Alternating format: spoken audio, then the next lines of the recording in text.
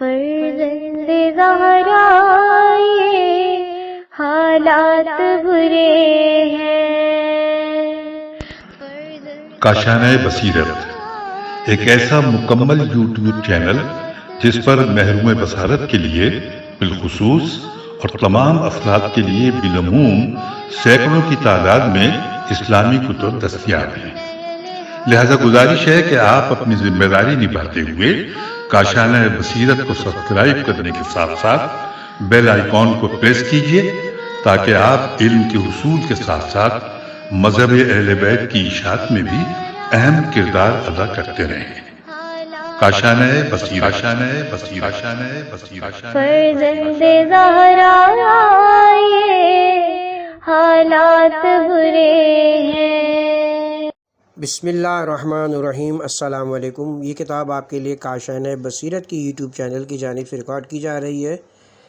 کتاب کا نام ہے میدان عرفات میں امام حسین علیہ السلام کی مناجات، تصنیف علامہ محمد تقی جعفری، مترجم سید قوثر عباس موسوی، تصحیح علی محمد رحمانی، ناشر العرفان پبلیکیشنز کراچی پاکستان۔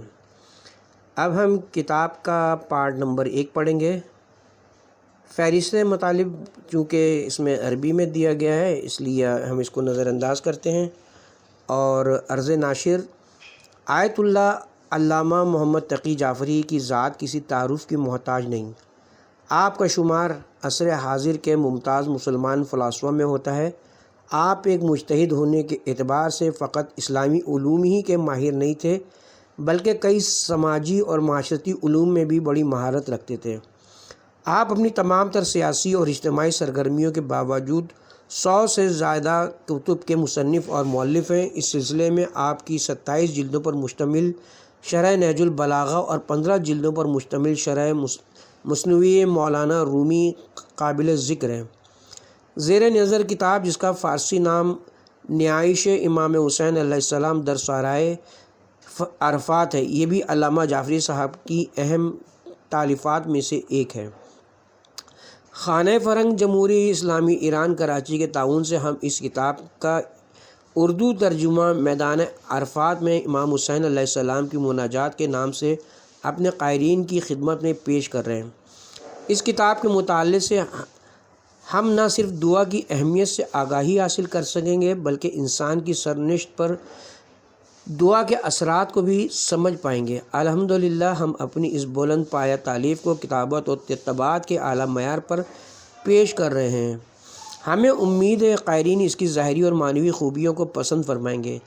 آخر میں ادارہ شکر گزار ہے ان تمام احباب کا جنہوں نے اس کتاب کا ترجمہ، تصحیح، پروف ریڈنگ، سرورک کی تیاری، طباعت اور دیگر حوالوں سے ہمارے ساتھ تعاون کیا۔ آپ سب کا شکریہ۔ العرفان پبلیکیشنز کراچی پاکستان، مارچ 2020۔ عرض مترجم۔ عرفہ عربی زبان کا لفظ ہے جس کے معنی کسی چیز میں غور و فکر کے ساتھ اس کی شناخت اور ادراک کے ہیں۔ عرفہ عرفات سے ماخوذ ہے۔ عرفات سرزمین مکہ کی وہ جگہ ہے جہاں حجاج قیام کرتے ہیں۔ اسلامک کیلنڈر کے مطابق 9 ذی الحجہ کو روز عرفہ کہا جاتا ہے۔ نیز اس دن کو شناخت اور معرفت کا دن بھی کہا گیا ہے کیونکہ انسان اس دن اس بات کا عرفان حاصل کرتا ہے کہ وہ کون ہے اور کہاں سے آیا ہے اور اسے کہاں جانا ہے، اور روز محشر کی طرح اس سفر کے لیے اسے کیا کیا کام کرنا ہے۔ دوسرے الفاظ میں روز عرفہ بارگاہ الہی میں اپنے اعمال کا حساب دینے کا دن ہے۔ اسی وجہ سے اس دن اپنے وجود میں جھانکنے اور اپنا محاسبہ کرنے کا حکم دیا گیا ہے۔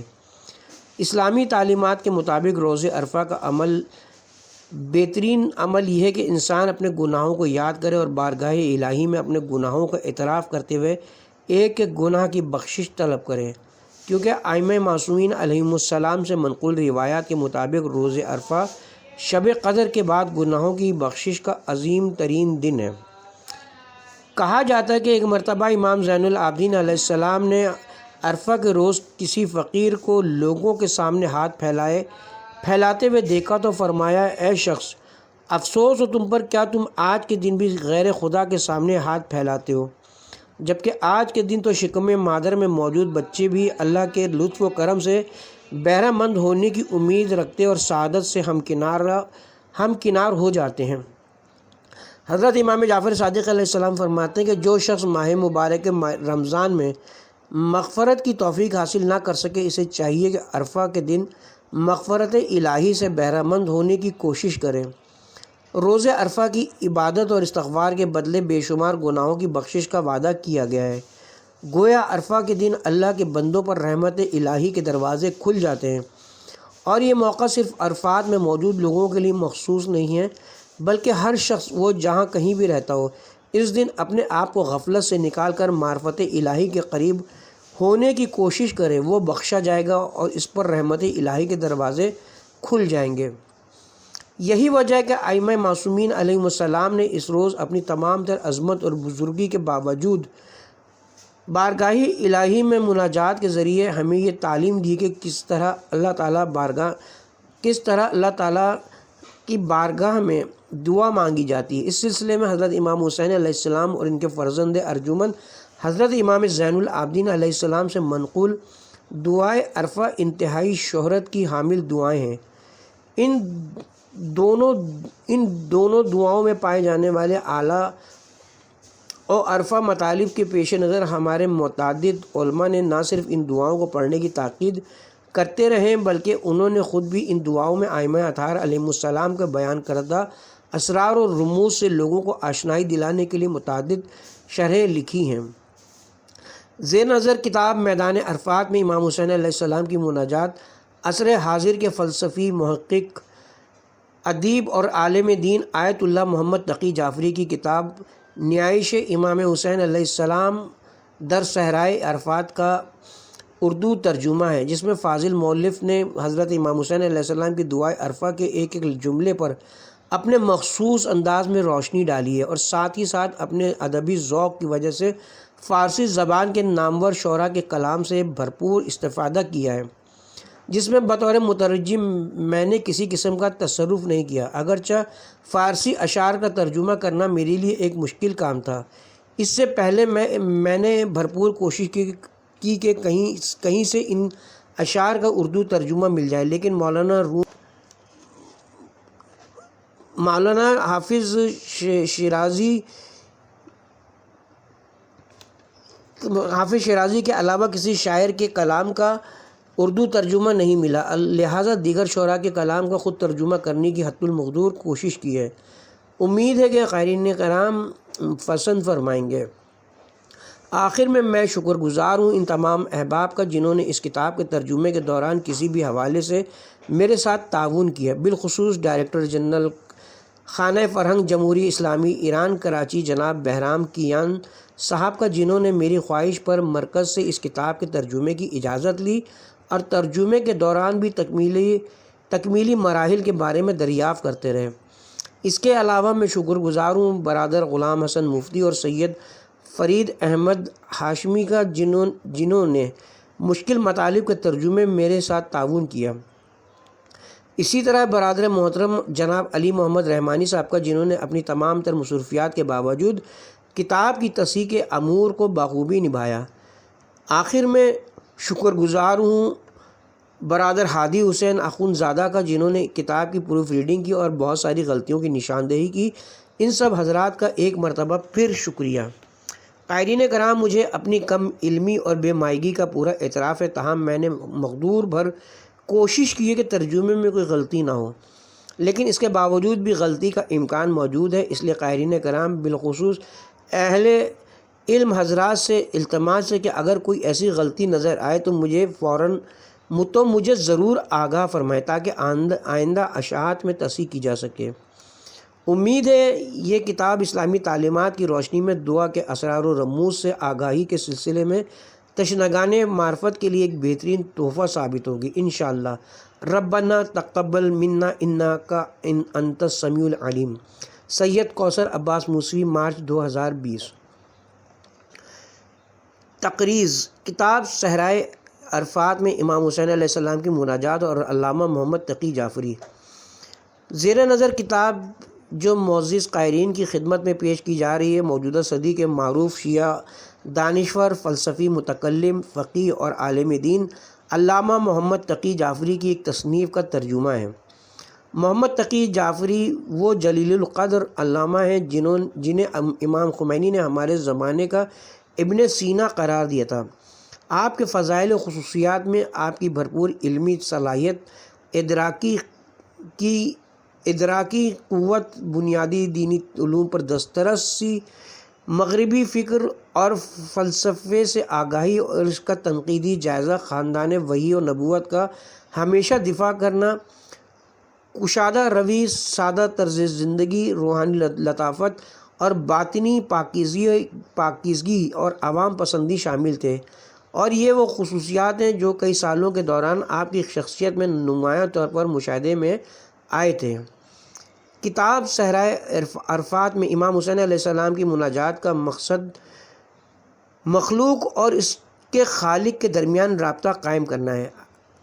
اگر ہم ہدایت کی جانب سفر میں انسانی شخصیت کے اعلیٰ اقدار کی تکمیل کو دنیاوی زندگی کا ایک اہم مقصد قرار دیں تو بلا شبہ اللہ تعالیٰ سے مناجات انسان کا اپنے معبود سے منطقی ترین اور حقیقی ترین رابطہ اور ہدایت تک پہنچنے کا سب سے بنیادی راستہ ہوگا، وہ بھی ایسی مناجات جو حسین بن علی علیہ السلام کی زبان مبارک سے ہیں، جو راہ حق و حقیقت کا سالک اور وجی اللہ، رضوان اللہ اور لقاء اللہ کا حقیقی عاشق ہیں۔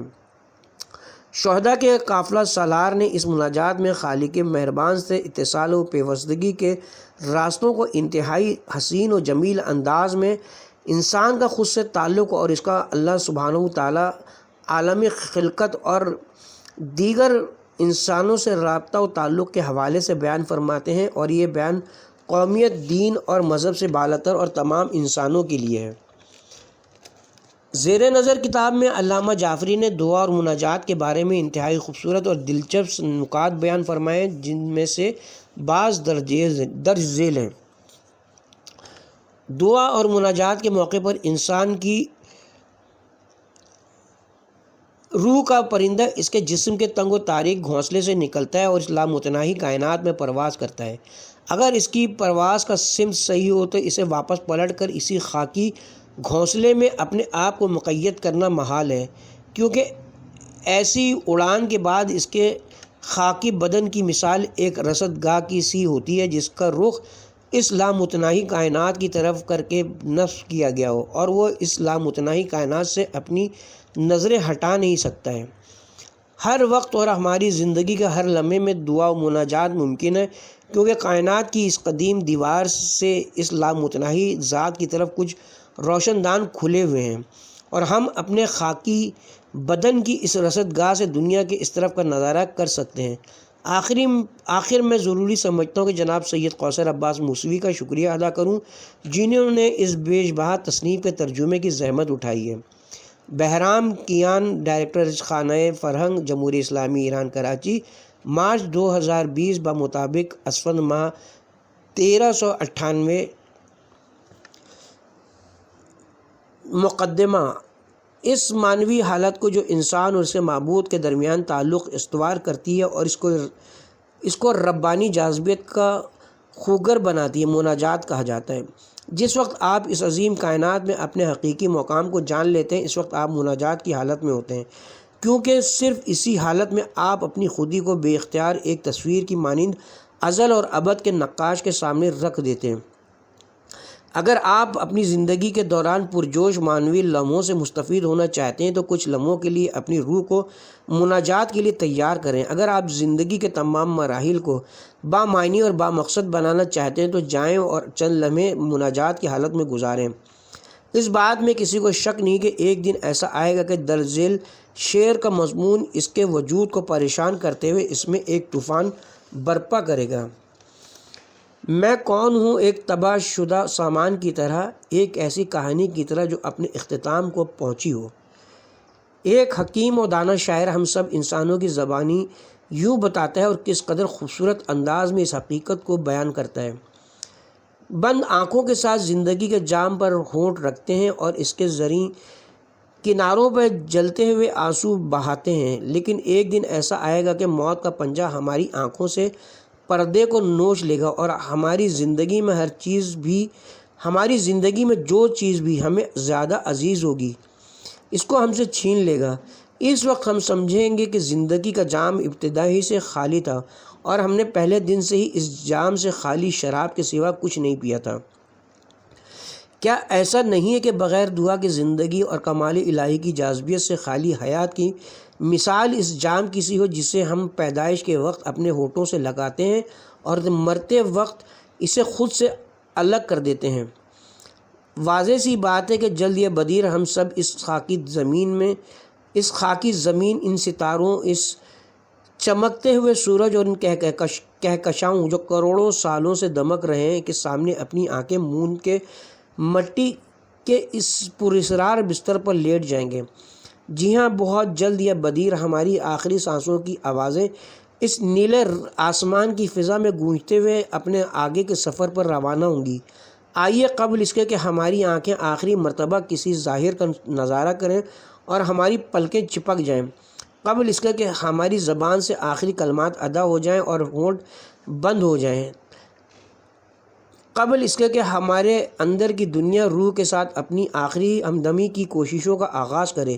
یہ دیکھیں کہ ہم نے اپنی عمر کے اس قیمتی سرمایہ جسے ہم نے پائی کر کے اکٹھا کیا اور کھو دیا، مگر بدلے میں اس بھرے بازار سے کیا حاصل کیا؟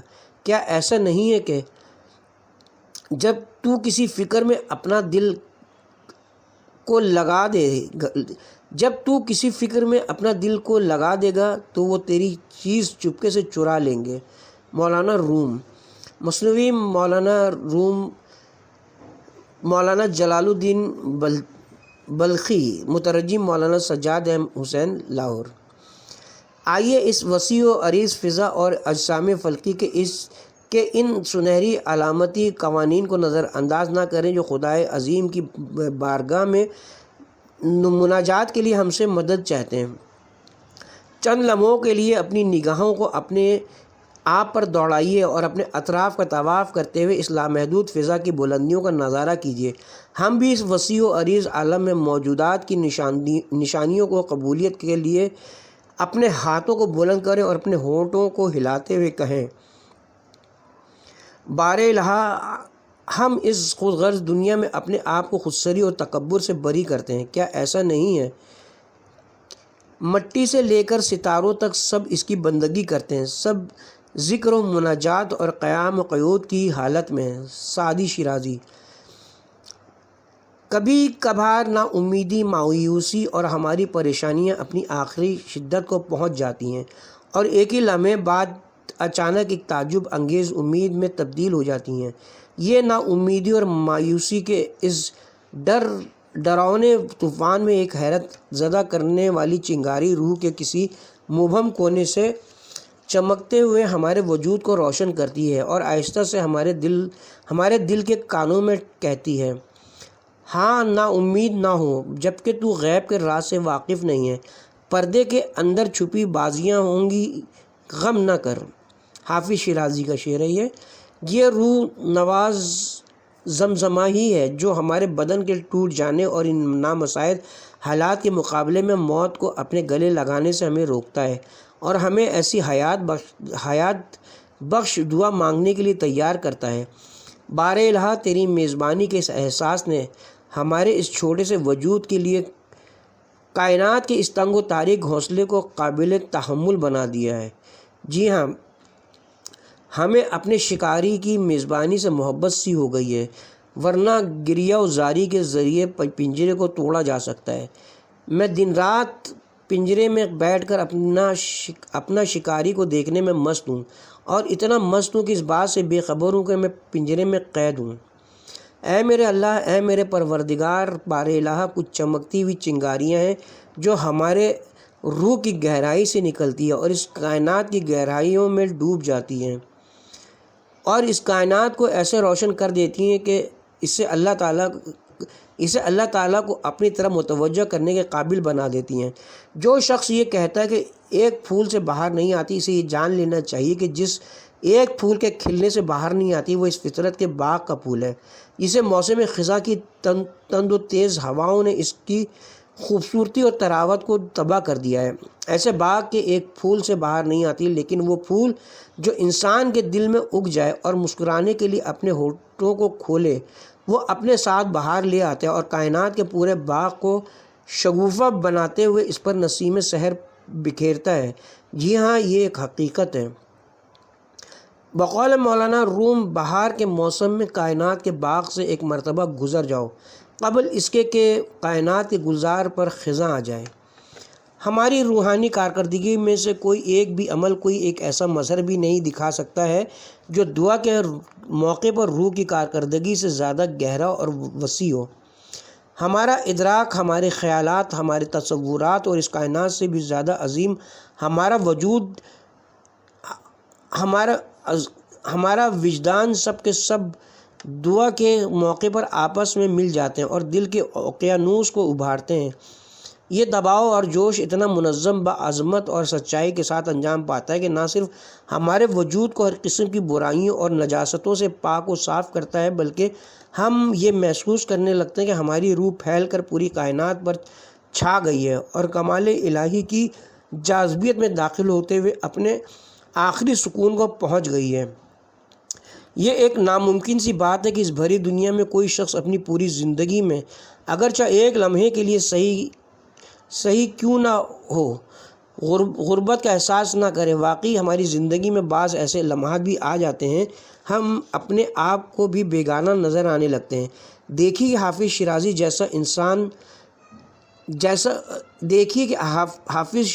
جیسا انسان شناس شخص اس بارے میں کیا کہتا ہے۔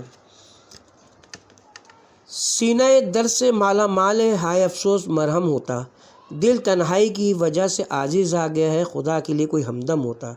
ایک اور مقام پر فرماتے ہیں، خاک نشین آدمی اس دنیا میں دستیاب نہیں ہوتا ہے، ایک نئے آدم سے دوسرا عالم بنانا چاہیے۔ وہ کون سا ہمدم ہے جو اس وحشتناک غربت کو انس و الفت میں تبدیل کر سکے۔ اس بات میں شک نہیں کہ کوئی بھی ہمدم دعا اور مناجات کی طرح اس غربت اور وحشت کو انس و الفت میں تبدیل کرنے کی صلاحیت رکھتا ہے۔ دعا اور مناجات کے موقع پر جہاں انسان اپنے زوال اور فنا پذیر ہونے کا ادراک کرتے ہوئے یہ جان لیتا ہے کہ اس کی محدود اور ناچیز زندگی کی مثال اس کائنات کی عمر کے مقابلے میں جو سینکڑوں صدیوں پر محیط ہے، ایک لمحے کی سی ہے، اس موقع پر ابدیت کا ایک جھونکا ہمارے وجود کو اس طرح معطر کر دیتا ہے کہ ابدیت کے مقابلے میں اس کائنات کی عمر ایک لمحہ دکھائی دیتی ہے۔ اس موقع پر جاں فضا نغمے بڑی رازداری کے ساتھ ہمارے وجود کی گہرائیوں سے سر اٹھاتے ہیں اور ہمیں فنا اور نابودی کے خوف سے نجات دیتے ہیں۔ یہ نغمے واضح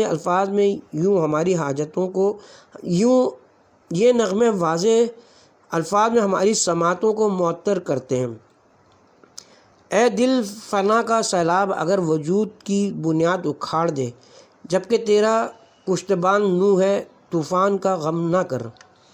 جب یہ نغمہ اپنی بلند ترین حدود تک پہنچتا ہے تو کہتا ہے، ہمارے غم میں بہت سے دن ضائع ہوئے، بہت سے دن سوزشوں کے ساتھ ختم ہوئے۔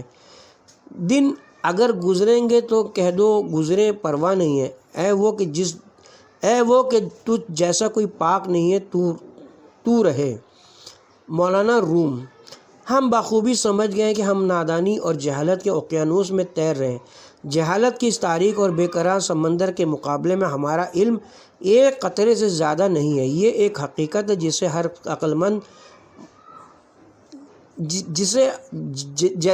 عقل مند متفکر جانتا ہے، لیکن جب دعا اور مناجات کے موقع پر اللہ سبحانہ و تعالی ہماری زبان سے ان ملکوتی الفاظ کو جاری کراتا ہے کہ پہلے سے تو نے جو علم کا قطرہ بخشا ہے اسے اپنے دریاؤں سے ملا دے۔ مولانا روم۔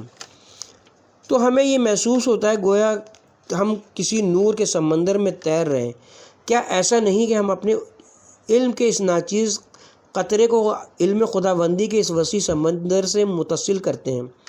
دعا اور مناجات کے موقع پر انسان کی روح کا پرندہ اس کے جسم کے تنگ و تاریک گھونسلے سے نکلتا ہے اور اس لامتناہی کائنات میں پرواز کرتا ہے۔ اگر اس کی پرواز کا سمت صحیح ہو تو اسے واپس پلٹ کر اسی خاکی گھونسلے میں اپنے آپ کو مقید کرنا ناممکن ہے۔ کیونکہ ایسی اڑان کے بعد اس کے خاکی بدن کی مثال ایک رصدگاہ کی سی ہوتی ہے جس کا رخ اصلاح متناہی کائنات کی طرف کر کے نصب کیا گیا ہو، اور وہ اصلاح متناہی کائنات سے اپنی نظریں ہٹا نہیں سکتا ہے۔ ممکن ہے کہ دعا اور مناجات کے وقت ہماری نظریں آسمان کی بلندی پر ہوں اور ہم اپنی انسانی آنکھوں کے محدود دائرے سے اس فضا کو دیکھ رہے ہوں جس کی کوئی حد نہیں ہے، یا اپنا سر جھکا کر مٹی اور ریت کے کسی ذرے یا درخت کے پتے یا پانی کے قطرے کو تک رہے ہوں۔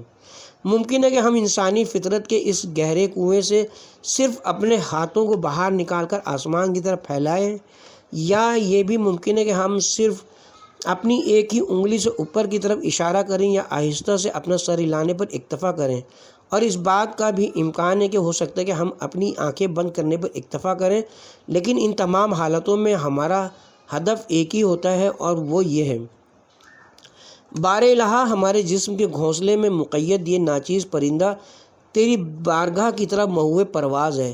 اس کا مقصد جسم کے اس گھونسلے سے نکل کر اس وسیع و عریض کائنات میں اڑنا نہیں ہے، کیونکہ یہ زمین اور آسمان اپنی تمام تر وسعتوں کے باوجود اس شیدہ پرندے کے لیے ایک نسبتاً بڑے گھونسلے سے زیادہ کچھ نہیں ہے، بلکہ وہ چاہتا ہے کہ تم اپنی لامتناہی بارگاہ کی آغوش کو اس کے لیے اس دنیا میں جو تیرے جلال و عظمت کی تجلی گاہ بھی ہے کھول دے اور اسے اپنی طرف بلا لے۔ میں نے تجھ سے یہ جو امید کی نظریں لگائی ہیں یہ بھی تیری ہی عنایت کردہ ہے، اور میرے یہ نرم و نازک پر بھی تیری ہی توانا ہاتھوں کے بنے ہوئے ہیں۔ گوشت کا یہ رنگین ٹکڑا جسے ہم نے دل کا نام دیا ہے تیرا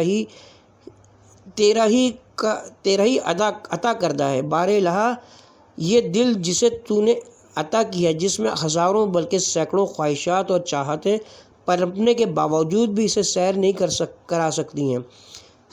کرا سکتی ہیں۔ اے لوگوں کے دلوں کو ثقیل دینے والے، تو جانتا ہے کہ یہ تیرے ہی ہاتھ کا بنا ہوا آئینہ ہے، اسے تیرے جمال کی پرچار کی فکر ہے۔ اس آئینے کا تیرے جمال سے آشنائی کا سلسلہ اس کے وجود کے آغاز سے جا ملتا ہے، جب تو نے اپنے لطف و کرم سے اسے وجود بخشا تھا۔ یہی وجہ ہے کہ دل تیری جدائی اور عدم توجہ کی وجہ سے انتہائی افسردہ ہو جاتا ہے۔ جو کوئی اپنی اصل سے دور ہو جاتا ہے وہ اپنے وصل کا زمانہ پھر تلاش کرتا ہے۔ مولانا روم۔ ہر وقت اور ہماری زندگی کے ہر لمحے میں دعا مناجات ممکن ہے، کیونکہ کائنات کی اس قدیم دیوار سے اصلاح متناہی ذات کی طرف کچھ روشن دان کھلے ہوئے ہیں، اور ہم اپنے خاکی بدن کی اس رصد گاہ سے دنیا کے اس طرف کا نظارہ کر سکتے ہیں۔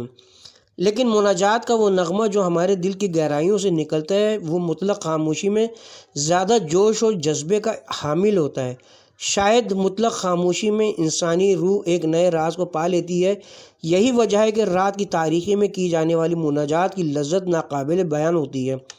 کبھی کبھار ہمارے روحانی جذبات ہر قسم کی لذتوں کو اپنے پاؤں تلے روندتے ہوئے لذت سے بالاتر دنیا میں قدم رکھتے ہیں، اور ہم خوشی کے اس مقام تک جا پہنچتے ہیں جو ہماری روح کی گہرائیوں میں پوشیدہ ہے۔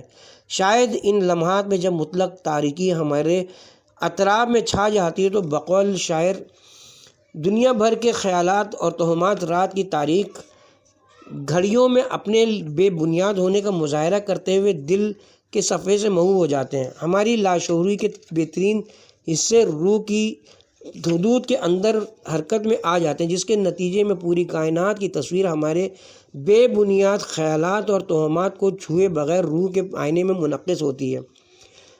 شاید یہ خوبصورت نیلا رنگ جو قرۂ زمین کے اطراف میں رات کی تاریکی میں نمودار ہوتا ہے، یہ اس پوری کائنات سے تاریکی کے خاتمے اور ایک ایسے دوسرے جہاں کی روشن صبح کی آمد کی نشاندہی کرتا ہے جس کی کمیت اور کیفیت کے ادراک سے ہم قاصر ہیں۔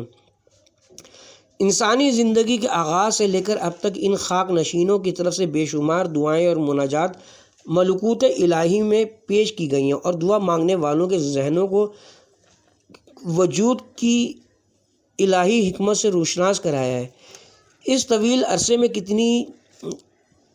کتنے ہی جہاز اور کشتیاں اپنے ملاحوں کے قابو سے نکلتے ہوئے سمندر کے ہولناک طوفانوں کا شکار ہوئی ہیں، اور کہیں سے بھی انہیں نجات کی کوئی آواز سنائی نہیں دی۔ ایسے میں ان لوگوں نے اپنی جانوں سے ہاتھ دھو کر اپنے آپ کو دریا کے خوفناک لہروں کے حوالے کر دیا ہے، اور اب سب کچھ بھلا چکے ہیں، اور خدا کی رحمت نے ان لوگوں کے دلوں سے زندگی اور موت کے درمیان ہاتھ پاؤں مار رہے ہیں، آلودگیوں کو مٹا دیا ہے، اور خدا سے لو لگائے ہوئے اس لمحے جب ان کے سر پانی کے نیچے ہوتا ہے، خدا کے ساتھ خاموش زبان کے ساتھ مناجات کر رہے ہوتے ہیں، اور جب دریا کی بپھری ہوئی لہریں انہیں کچھ دیر کے لیے مہلت دیتی ہیں اور ان کے سر پانی سے باہر نکلتے ہیں اور یا خدا کی فریاد لبوں پر جاری کرتے ہیں، اور کبھی کبھار ان کی زبان سے نکلنے والے الفاظ اپنے آخر تک پہنچنے سے پہلے ہی مہلت ختم ہو جاتی ہے، اور ان کی